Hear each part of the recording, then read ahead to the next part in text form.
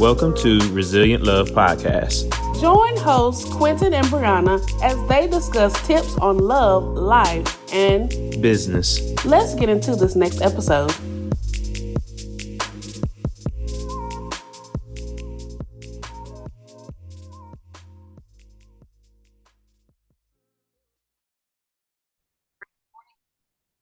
Hey everybody. Hey. We're back with another episode of Resilient Love. So you guys already know we are going to start off with the question of the day. So the question of the day says, what has been your most challenging part? What has been the most challenging part of your week? I'll go first. The challenging part of my week was really just keeping the time frames. What I mean by that is, I might have said, okay, Monday's focus activity is record a video. Tuesday's focus activity, read such and such book. And so things began to pop up, and that's something that I need to work on. When I have something already written, what is written is the law versus other people's things are like a pop-up. So I have to learn how to respectfully decline so that I can get what I need to get done. I think that was my overall challenge. Having my own agenda, but then letting other people's agenda interfere with my own. What about you? Mine's kind of a two-part. One being time management. Just, you get tired with the woes of life and you just get tired. You get tired some days and you just burnt out. Yeah. And it causes you to lack. It causes, for me, my challenge was feeling like I didn't get enough accomplished each day. So not feeling a sense of contentment with the day, like still feel like something's carrying over to the next day each day. So yeah, time management. So, and also the second part of that is just trying to go through old files, declutter office space, switch things around. That's been a challenge, but made it through, but it's been a challenge. You just really never, I'm learning to declutter my office space or workspace along the way. Got you. I think that the reason why we want to start off with that question is because you can sometimes not reflect. And that's something that we really, we do that in our home, but really taking more time to acknowledge what you did and did not accomplish and what were the factors that caused that not to work out. So yeah, we want you guys in the comments to let us know what was something challenging during your week. How were you able to overcome it? What did you learn from it? We can all learn something from each other around this topic because, it's always, we definitely advocate for talking about the positive, but we also have to be realistic and say, yes, it was a good week, but I shoulda, coulda, woulda did that too had this not occurred. And then also, I think I want to add one more sidebar. Having those,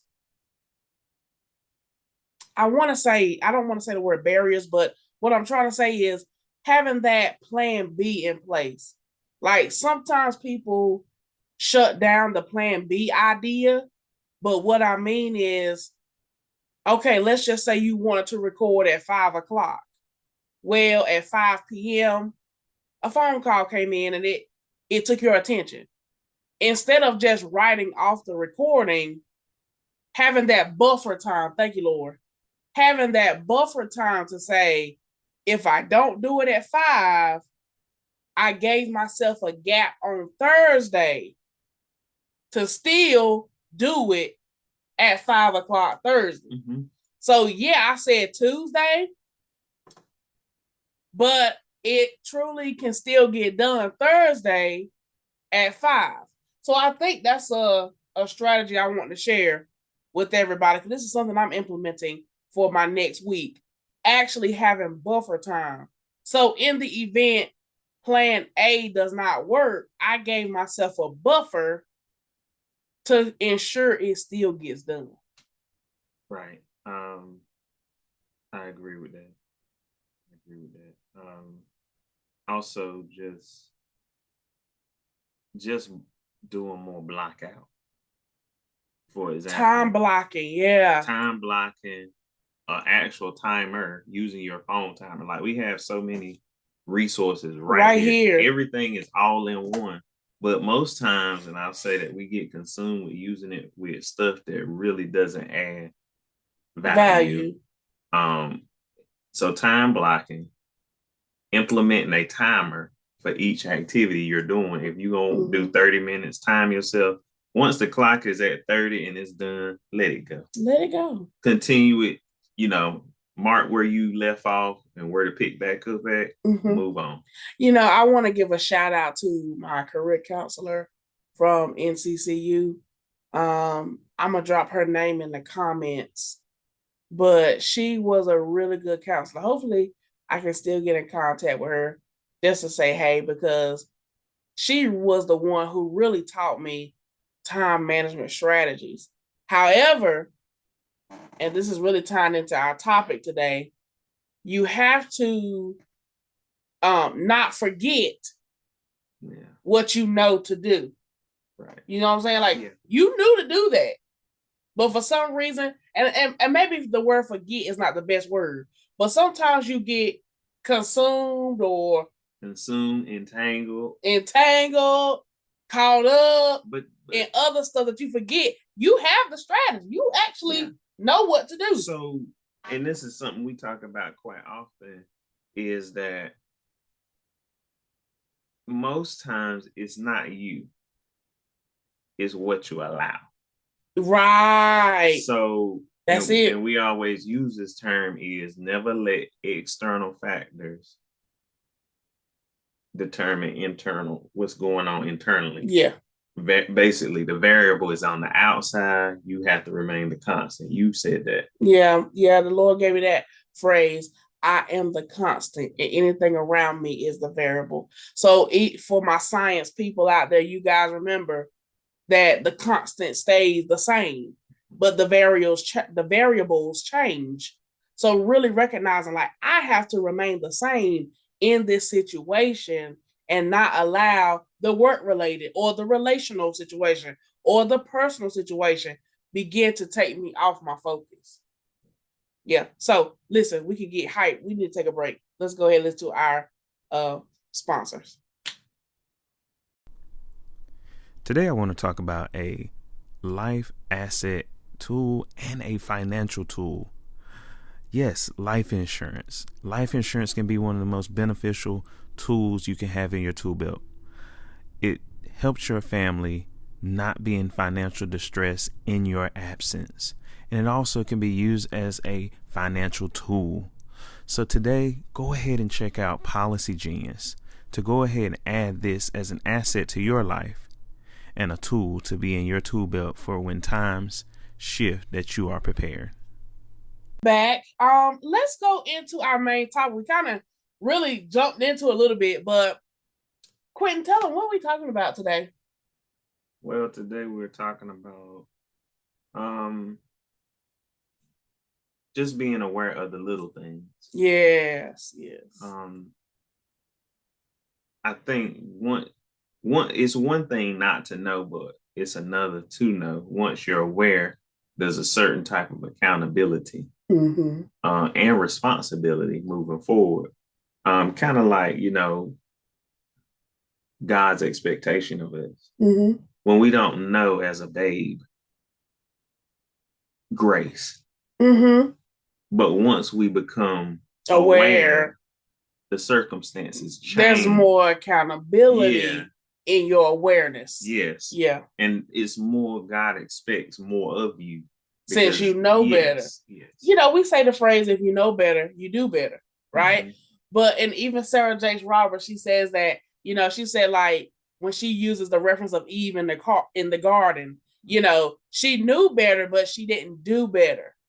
And so that story, for those that may not know about the story, it comes in the book of Genesis where God gave direction, but the direction was not followed. And I think that in your relationships, in your work-related relationships as well, you know what you're supposed to do, but you don't do it. I heard the phrase said, and I think we all guilty of it at some point, the shortcut. The book says do it like this, but here's the shortcut. Most people get by life thinking they can cheat the system. However, you can't cheat the system. You may cheat the system today, but that cheat code that you put in will cost you 5 years or XYZ. It's going to cost you more than it's worth. Yeah, my mind is falling on work right now. I know we talk about relationships, but work has its own relational structure too. And it affects relationships. Yeah, and it affects relationships because, when you are training somebody, I used to be a trainer at Chick-fil-A. And when you are training somebody, especially me having that specific role as a hospitality leader, right? I was training people on not just the front of the house rules, such as register protocol, food handling protocol, but I was also talking to them about people handling. We sometimes we don't really take care of people like we should. People handling. And I use that word very specifically because I wanted you all to catch that how we handle people is not correct. The little things, that's our topic. So when you are rude to somebody and they're ordering their food, you are mishandling people. When you are asked a question, but you are snappy with your response, you are mishandling the person. However, and those are more common of how people mishandle. The other part is, and it can be, the reason I want to bring this up is because it's more passive usually, is that, let's just say Chick-fil-A example. Go ahead.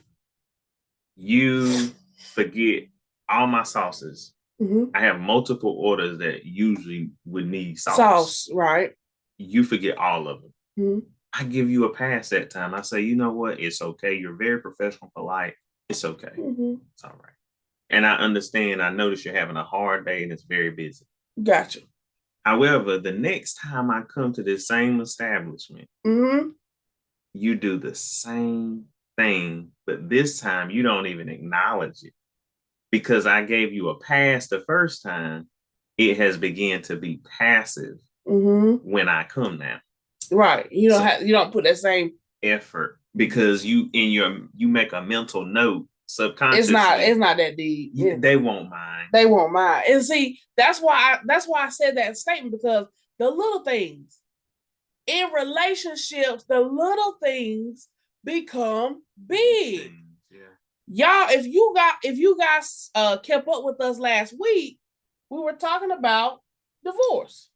Because we were just having thoughts, we were just sharing our feelings on that. And if you haven't listened to it, go back and listen to it now. But what we were saying in that episode is, in short, you have to assess what you are doing, what you are bringing to the table, because you already have shared, your issue that you have with your spouse. You already shared that. But what happened to you? What happened to your part?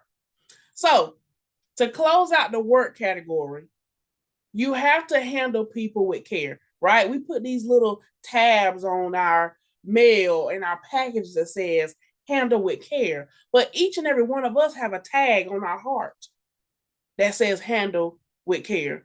And in your relationships, you don't want to begin to create habits, right, around neglect.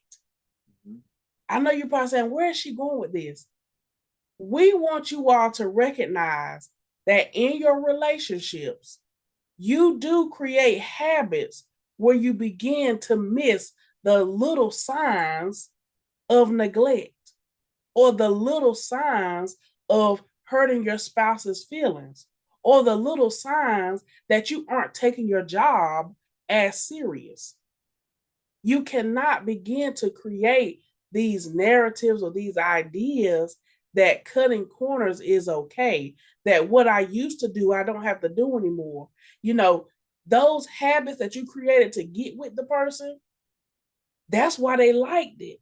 You know what I mean? Like, that's why they got with you. That's why, you all progress to the next level of your relationship because of the habits, the mannerisms, the behaviors that you showcased in the beginning. You can't let those habits go now that you're with the person or now that you're at a different level. Right. Also, when you said that, my mind was thinking about how sometimes, uh, specifically in marriages, Mm-hmm. We get comfortable Mm-hmm. to the point that the things that we used to do prior to marriage or when we first got married, we slack off. Right. And slacking off a little bit begins to be more and more. And the only example I was thinking in my head right then was, for example, when we first were dating, I was very neat, very crew cut, very particular.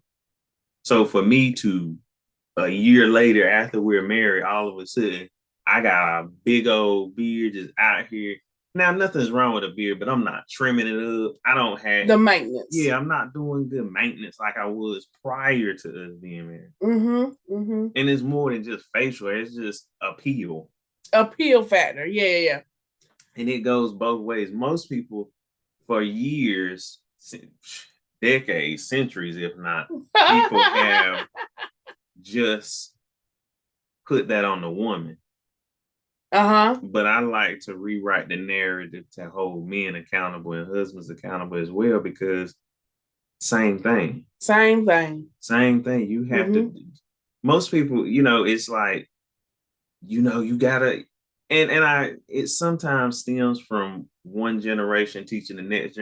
You have to keep, as a woman, you have to keep yourself up, sweetie. You want to be appealing to your husband or you da da da da da. But it's like the man gets to roam free. And now you don't have to do nothing, just grow out, look wild man Steve. Like it don't matter. And I used to have a beard. And yeah, he did.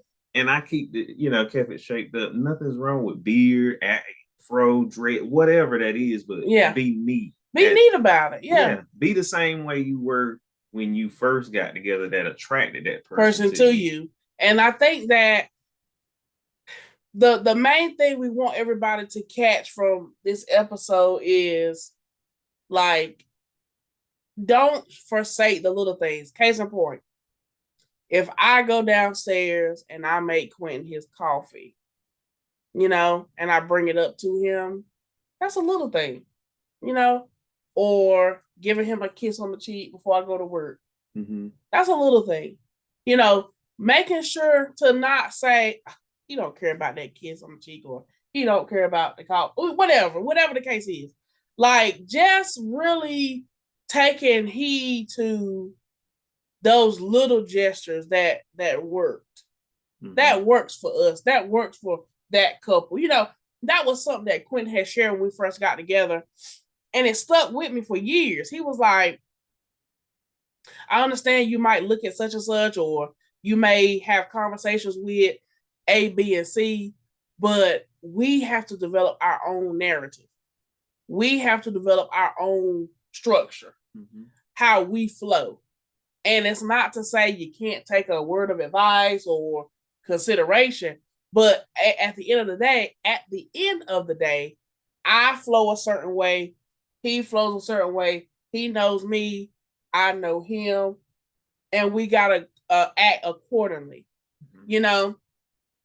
When we get books like Marriage Be Hard by Kev and Melissa, we get those books, or we purchase books. You guys can go purchase the book too. Go check the link in the description box. But when we read those books, and we're reading the book with our friends too, so when you begin to have those couple conversations, is what we like to call it. When you begin to have those couple conversations about, how marriage is and how, you flow in your home and things like that, what you've learned from another person, those things build you up. And there are times where you're talking to another couple and you're like, oh, that's actually a good idea. And you may utilize it in your home in your own way. Yeah, it's meant to expand you, expand your mind. Most people go through life just sticking to one way only. Mm-hmm. Allowing yourself to expand beyond what you know is truly how you grow. Mm-hmm. And just to kind of, I know you said, getting off the work topic. The reason we have to insert the work topic periodically is because that is a big part and factor of marriage, relationship overall. Overall, yeah. Because you spend an average of 8 to 12 hours away from your home, whether it's 8 hours working or 8 hours, an hour drive there, an hour drive back. True. We usually don't factor these things in. So by the time we get home, we're burnt out, we're tired, depending on the day we've had. Mm-hmm. And that goes into another thing about doing what you love and are passionate about versus what you like. Mm-hmm. So I just want to tie that in to just say, like, an example is when we first got married, I did more Saturday breakfasts for you, or we alternated sometimes. Mm-hmm. When we first got married. Mm-hmm. Then when we got busy with jobs. At one time, we both had 2 jobs. Mm-hmm. So we did. And even in the midst of that, we really still swung it. We worked it out. Yep. Yeah. Mm-hmm. But it's easy to get consumed by external factors. So that's why I said it before, but intention, you got to be intentional. You got to be intentional. And I think that the intentionality comes from the why. And I know people say that all the time, like, know your why, keep your why in the forefront. But I'm learning that your why matters because that's your driving force. Why did I get married? Tyler Perry asked us that question twice. Mm-hmm. Why did I get married? Why did I get married to? So, and it is more, the why is just to create, the why serves the purpose, just like if you would see in a work summary or a company statement, the mission and vision. And you know what? We got a sidebar question. Do you all have a mission for your family? A vision for your family? Like, just like he said, the companies have mission and vision statements. Do you all have mission and vision statements for your family? Like, the Baker family prays together. We go and we work on our businesses and things of that nature. Like, do you have some key factors that you consider for your family? Health related category, work related category. Like, for example, we always have the foundational point of legacy. Having legacy in the Baker family looks like blank. Right. And we begin to list what that looks like. So think about that for yourselves. Do you all have a legacy plan? And if you don't, a template for that is, it just kind of goes like this. The Baker family main objective is upholding a life of long-lasting legacy to not only touch our family, but to touch families across the world. Mm-hmm. Because what we do matter. We serve our family. You must take care of your home first before you can take care of others. Mm-hmm. And I believe it is just a mission to help others in need. And in need does not always look like money, food. In need just may mean, are you okay? Yeah. Support. A life of service. Yeah. So. And I feel like that is why, Quinton and I are working through this podcast, because we want to be able to touch other families through words of encouragement, advice, and just give you thought-provoking topics to just make you assess yourself. We are all about self-assessments. We are all about keeping the main thing, And then, of course, building from that, like not staying where you are, but growing, growing together. So we want you guys to really recognize that you have to continue to do the little things, because the little things become big things. Why? Because that little kiss on the cheek before you go to bed or before you go to work, it is a reminder of a level of intimacy, right? Reading together, praying together, having open conversations, having like a no phone zone or a no phone hour. Those type of things help to build up discipline, respect, collaboration. It just builds up your family dynamic. And I just believe that when we all begin to take a moment and just reflect, what is that thing? I love the 5 love languages by Dr. Gary Chapman, but we also have to recognize what's the love language that we don't speak. Those moments where, Quinton might surprise me with a gift, a just because gift. For example, for my birthday, Quinton got me a brooch. He knows I love owls. And so he got me a brooch in the shape of an owl. But he also considered other factors, like the brooch had a gem inside of it that it was purple. And he said that signifies royalty. The actual brooch is gold, so that signifies wealth. And then the owl itself signifies wisdom. So, like, it was a brooch to some people. But for Quinton, he took that love language the extra mile and gave it a more sentimental value. So just really understanding your spouse outside of the traditional way is what really builds that, as people like to say on social media, oh. So, if you want that all factor, you gotta take some time with your spouse. It made me, when you said that, I like what is his name? Pastor Mike. Pastor Mike Jr. And he has this sermon in a segment where he says, you put a lock on your house because you like it. You put he just went down and down the list. You put a blank on this because, this. But what about, he didn't say this, but I'm just saying, what about your marriage? You lock your car because you like your car, obviously. You put a lock on your house because you love your house. You want to protect your house. But what about your marriage? What are you willing to do, or what measures are you willing to go? So, I think my point in leading up to that is just to say the kiss on the cheek, right? The level of intimacy, the simple, here, I fixed your coffee. Those are the little things. But what's little can become big. Every big thing started from a little place. That's true. So we have to understand basic principles. And we got to learn to be more creative.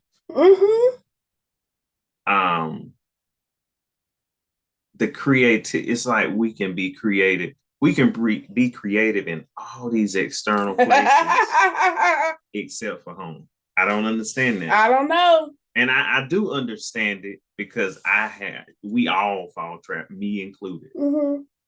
We creative at work. How can we fix this? How can we in meetings, giving solutions, but we're like, okay. And an example of this is, someone says, well, how do we fix the retention at work? It's like we're not retaining people like we used to. We can come up with a solution out of this world for that. I mean, step-by-step project. But when it comes to home, like, how do we cultivate a more loving and family-oriented home? Whether it's games, putting away phones, designated movie nights, XYZ. We don't have children, but just even if we had children now, a game night, non-negotiable on Wednesday, like Thursday, Exactly. non-negotiable, phones away. Like we were joking, but I told Brie, I'm like, when we have children, I'm like, container, all phones here, Drop off. because we get consumed. We have to begin to create balance. Yeah. And I know people say, well, balance, that's too deep. That's too deep. But when we say balance, we know what the word means by definition. Balance for your home could look like on Mondays, just throwing something out there for the sake of example. On Mondays, Breonna will do X, A, B, C. On Tuesdays and Thursdays, Quinton will do, 1, 2, 3. As long as A, B, C, and 1, 2, 3 get done, it doesn't technically matter who, you know what I mean? But if we have to make it plain, it could be Breonna cover ABC, Quinton cover 1, 2, 3. The house is balanced. Mm-hmm. The house is balanced, and that way it takes away the, who. We already got a plan. And the other thing about, and that's why it's like we can't leave out work, because the work point serves as a reference that we make so many accommodations for the workplace, yes, but not as many for the home, because the home we treat it as a flexible schedule. Come on. Versus when we get to work, it's like, okay, we're going to be here from 9 to 5. So this is what we got to do. Once 5 o'clock done, we done. But that had a strategic order. Mm-hmm. The home sometimes kind of just like, I'll get it the next week. And that's good. That's good. And that's why I was saying earlier, creating the buffers. Because there are times where, for example, like we said, we currently don't have kids, but anyway, when it comes to your family life, your children may begin to do extracurricular activities. So traditionally, Tuesdays and Thursdays could have been, dinner at the table. Mm-hmm. But because of a late practice, it could be dinner on the go. So making those adjustments, as you begin to grow with your children and go through their schedule, it could be the same thing with your spouse. Your spouse could pick up an activity where that club meets on a particular day. And so you adjust around the club. And then after that club meeting, y'all go out or whatever it is. So really making taking that time to not forsake the little things, because when I was in Maryland, I never forget this, Quinton and I were just talking, as we like to say, talking.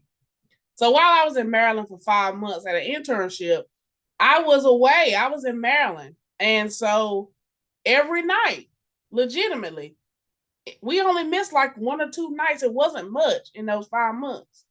But every night he would talk to me, and he was actually working at a job where he was rotating shifts. So even on his shift, he made time to text me back, call me. We would do this thing where we would get on Pinterest. And y'all can take this tip if you want to. It's all right. But we would get on Pinterest and we would send each other pins. So I might send him a pin like, ooh, this outfit would be nice on you. And he might send a pin back, what about this outfit for you? And then, ooh, what about this trip idea? And then, so it was like, ooh, look at this food. You want to cook this when I come home? So like, it was. Tailor it to who you are, both of you are. Yeah. And I know one of our other things was like, this will be so nice as a future home.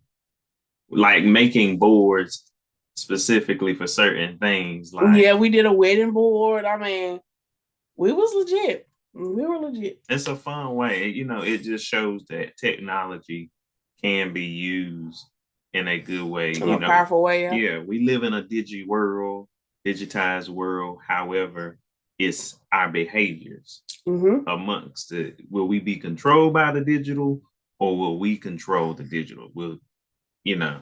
So I just think you know, those key points, the little things matter, and learning how to really develop a plan around the little things so they don't get missed.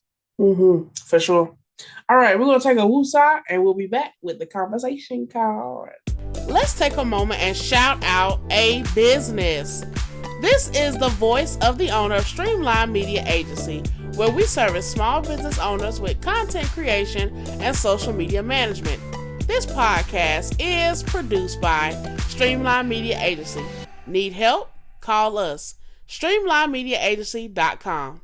All right, so we're back with the conversation cards. I feel like a Las Vegas card dealer. All right. Pick your lucky card. Yeah, hold them down. Oh, yeah, that's true. I'm going to cheat on you. Okay, well, let me just move. I got to shuffle them up now. Okay. All right, now pick a card. Yeah, hold that hand down. I did. I guess I'm not the best card dealer. All right. If social media didn't exist, how would your life be different? You want me to go first? Yes. For me, I probably would do more writing. I think probably I would have honestly wrote quite a few books already. Just because, the time I'm intrigued by what I see, so I write about it. I write the different perspective because everybody sees something different in everything. And that's just my way of expression and getting it out. But instead of reading or writing, I'm reading more on social media versus, taking that time. And it's just how we've been wired to get consumed with it. Okay. For me, I would say guys, I built a business around social media. So I would be honestly shifting gears, but I think about times before, there was just a company that would make you a flyer. There was a company that was making your radio ads. So essentially, I would be creating from that perspective. So again, going back to Quinton's point, I will be creating on a different level. Like the creativity will be a lot broader because there was nothing to mimic. There was nothing to be on repeat. Like, when you guys look at TikTok, when we all look at TikTok, Instagram, Facebook, Twitter, when we look at these people, they are, us included, they are kind of using the same songs, kind of giving you the same terms, the same jig to the left, jig to the right, So you do it, you kind of see the same things. Like, it's just, do you trust the person that you're looking at? That's the question. That's it. So honestly, if there wasn't social media, I would be creating on a whole nother level because there will be no reference. And outside of the radio and the flyers itself, but because of the fact that I can't see 59 versions, it skews your of the same thing, right? So you like, hey, that version looked better than this version, but it's like you really, in that time frame of prior to social media, I truly believe those who were behind the flyers from times before, they kept it real basic. It wasn't about the boom shakalaka. That's my terminology. It wasn't about the boom shakalaka. It was about, let's just get this information out and get it out correctly. As time progressed, the flyer became the overall view. Like the flyer had to literally be like a movie. But sometimes it had to tell you extra stuff. Yeah. But some of the simplest, when you go back in the days of Vegas and all of that era when it was first started, a lot of that stuff was simple. My point is, a lot of simple without the boom shakalaka honestly makes more money, more revenue. And that's why the episode today was, don't miss the simple things. Yeah. Because you will literally overwork yourself trying to say, what can I do? Go back to Eden. And what I think with social media, because I'm not a big social media. media. Between the two of us, he's really not. I can disconnect easily. Yeah, he's like, peace. Just because like it has to be a purpose. Mm-hmm. Post with a purpose. Oh yeah. I don't believe like Facebook, all these outlets should not ever know every single thing you think. And that's their whole premise. As soon as you get up there, what you thinking? Yeah, because honestly, it's a collection of data, and we just give it away. We just give it away. So that's why we want you guys to know: don't give away everything. Some of the stuff you guys need to hold it for the book. Yeah. Or hold it for a private conversation. Everybody doesn't need to know everything, and everything has its own timing. I'm telling you guys. And learn how to monetize your brand. You yourself are a brand. The personal branding. Yeah. You are a living, speaking brand. Mm-hmm. So protect that. Protect yourself. For sure. So, as we do, we like to close out with a reflective thought and just a way to be more resilient. So, what's your reflective thought overall from today's topic? My reflective thought is making more, honestly, putting blocking, using that time blocking method, taking about 15 minutes a day or so, whatever that needs to look like for me, whether it's every day or every other day, and just do reflection, like quiet, phone on do not disturb for that time frame, and just purely do reflection. How can I be better? How can the little things that have occurred or the little things that I did today, how can I continue to do that and build? For me, I would say my reflective thought, especially with that question of the day, along with our conversation card, really zoning in on taking more time up in the business. Like the business of podcasting, the business of Streamline, and all other aspects of the Baker home. Like taking up more time in those categories, even though obviously we use social media as a vehicle. Understanding the vehicle don't run without gas. So taking time to refuel ourselves by getting off of social media so that we can fill up our business with information, with content, with things of that nature. So when we do come back on the platform, it's not that we're pressed about the other person, but we are focused. We just pressing the gas, baby. We just pressing the gas. And we know what gas go in our vehicle. Yeah. That's important. Like, you don't put 87 in what supposed to be going in, 93. Exactly. You gotta and that's the thing. We be trying to mix gases.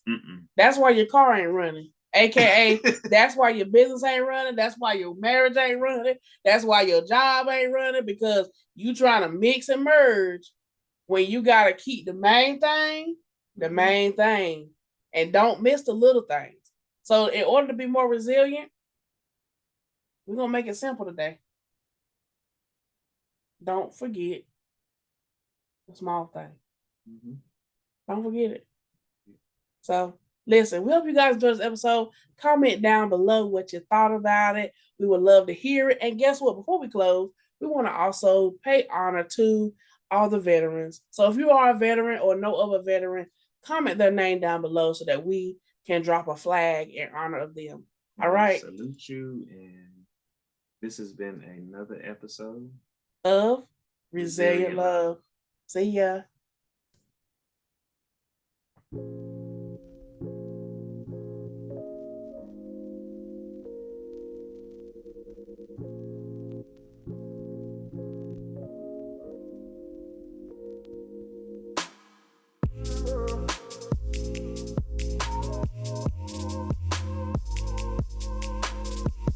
Thank you to all listeners and subscribers. Follow us on Instagram, Facebook, and YouTube. leave us a 5-star review on Apple so that we can continue sharing resilient love. Thanks for listening.